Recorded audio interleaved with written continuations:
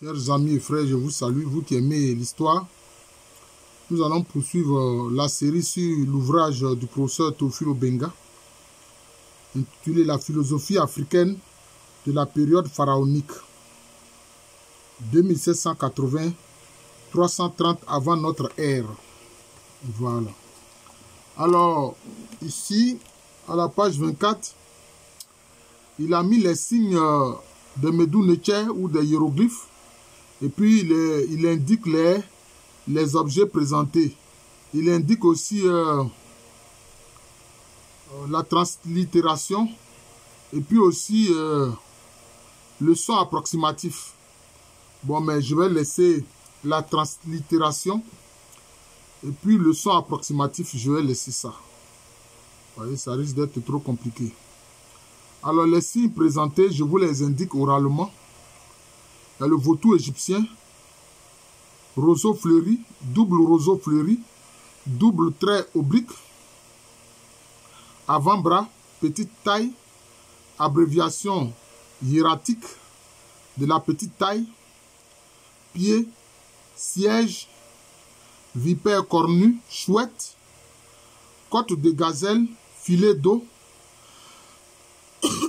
couronne rouge, bouche, c'est-à-dire la bouche, cour de maison, écheveau de lin tressé, placenta, ventre et queue d'un mammifère, verrou, étoffe pliée, bassin d'eau, pente sablonneuse, corbeille à anse, support de jarre, galette de pain, pilon, corde pour entraver les animaux, main et puis serpent. Mais paraît-il que les signes même sont très nombreux, hein. Paraît qu'il y en a presque 700, hein. C'est ce que j'apprends. Mais je crois qu'il a présenté l'essentiel des signes ici, hein. Voilà. Avec le son approximatif. Par exemple, là, vautour égyptien, le son c'est A. Roseau fleuri c'est I. Petite taille c'est OU. Avant-bras c'est A. Voilà, c'est pour longer, etc. Voilà. Maintenant, le professeur Obenga a écrit ceci. Il s'est avéré nécessaire de pouvoir donner ici quelques éléments essentiels de la grammaire égyptienne. Les raisons qui justifient cette décision paraissent évidentes, d'autant plus que ce sont les textes égyptiens qui sont reproduits, traduits et brièvement commentés dans cet ouvrage.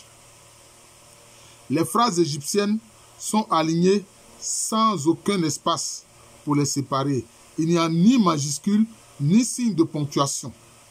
La grammaire égyptienne offre des verbes, des noms communs et des noms propres, des adjectifs, des adverbes, des pronoms personnels, indépendants, suffixes, dépendants, démonstratifs, interrogatifs, employés avec un verbe. Les pronoms suffixes jouent le rôle de pronoms personnels. Par exemple, il a écrit « j'entends », S-D-M-I. Est-ce que je vais lire Sidimi? Bon, j'entends Sidimi. Bon, peut-être. Utilisé avec un nom. Ils tiennent la place des adjectifs possessifs. Par exemple, ma maison. C'est P-R-I. Piri. Piri. Il existe deux genres grammaticaux, le masculin et le féminin. Voilà, c'est ça qui est juste.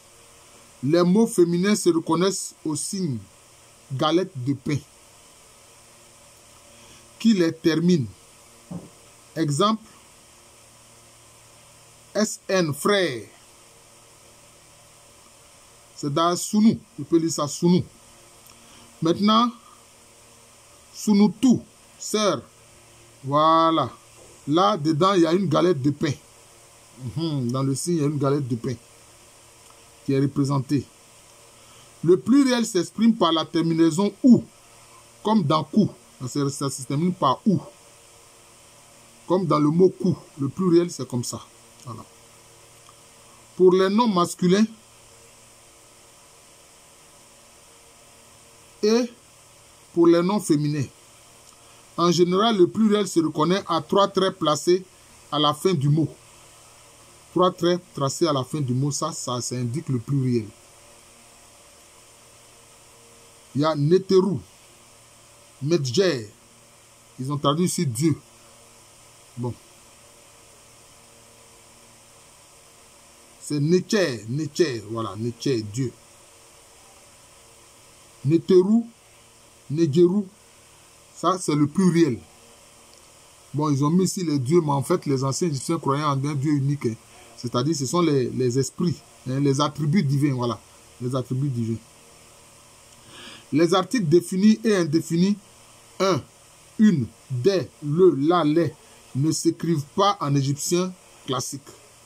Les mots ne possèdent pas de déclinaison comme en grec, en latin ou en allemand. Vous voyez donc, la langue égyptienne n'a rien à voir avec les langues indo-européennes. Ça n'a rien à voir avec les langues indo-européennes. Théoriquement, l'adjectif s'accorde en genre et en nombre avec le nom qu'il qualifie. Il est placé derrière le nom. Exemple, Ur Nefuru, Horus le beau. Ur Nefer, ça s'appelle Ur Nefer, Horus le beau. Et puis maintenant, Site Nefreret, la belle place.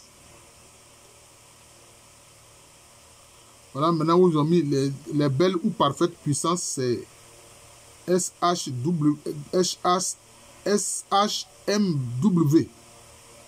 Sabamaou. Neferu. Les belles ou parfaites puissances.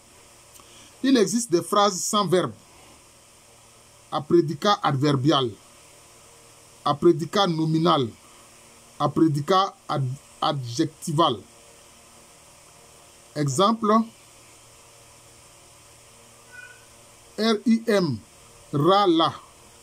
Le dieu soleil, Ra est là. Bon. Là, c'est le principe, Ra en fait, c'est le principe de la lumière. Raïm, Rim, c'est Rim Rala. Rim Lara. Rim Rala. Le dieu soleil est là. Bon. Ils ont dit Dieu soleil, mais en fait, c'est le principe de la lumière, hein, c'est tout. Ensuite, RNK, RNR. Ton nom, le nom de Ra.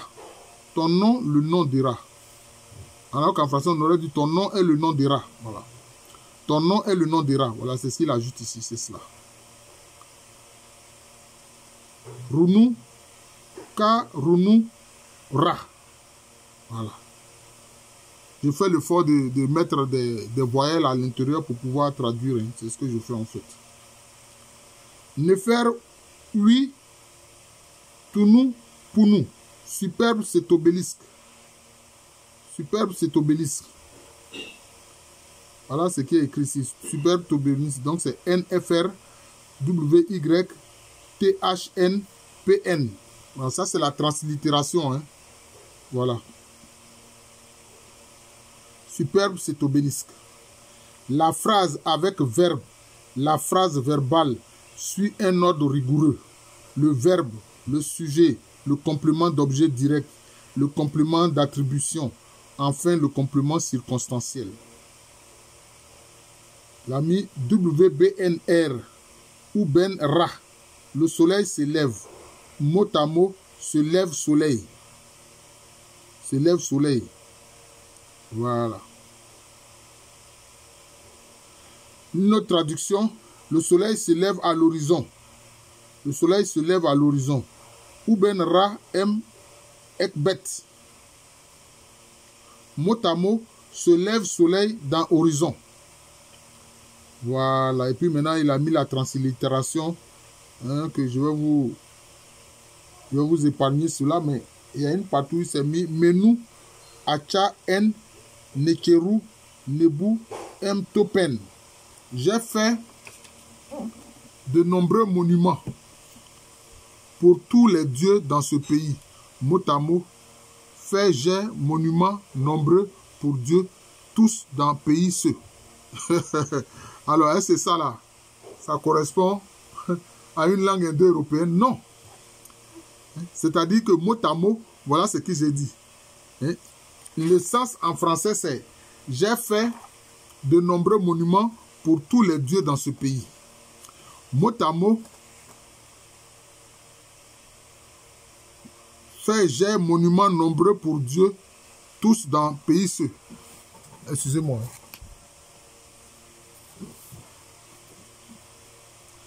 Les exceptions à cet ordre sont peu nombreuses, à moins de figures de style, présence, Dieu, roi. Toutefois, la priorité est donnée au pronom sur le nom, quelle que soit sa fonction grammaticale. Les distinctions de temps et de mode ne sont pas aussi marquées que dans les langues sémitiques ou indo-européennes. Donc, vous voyez que la langue des anciens Égyptiens est différente des langues sémitiques, c'est-à-dire des langues arabes et puis l'hébreu, est différente des langues indo-européennes. Voilà, l'allemand, français, anglais, tout ça là, voilà, c'est ça.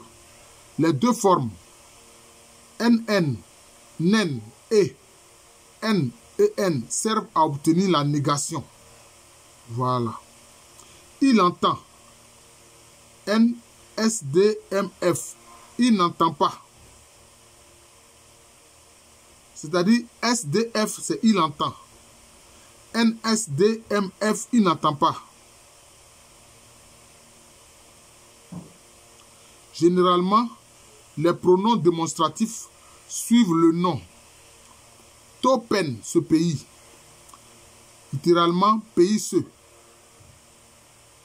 Vous voyez, c'est comme dans les langues africaines. Malenka, comme en Zma, pays ce. Malenka, voilà. Pays ce. Topen. Ces quelques indications grammaticales peuvent aider à comprendre l'écriture hiéroglyphique et la langue égyptienne. Maintenant, il dit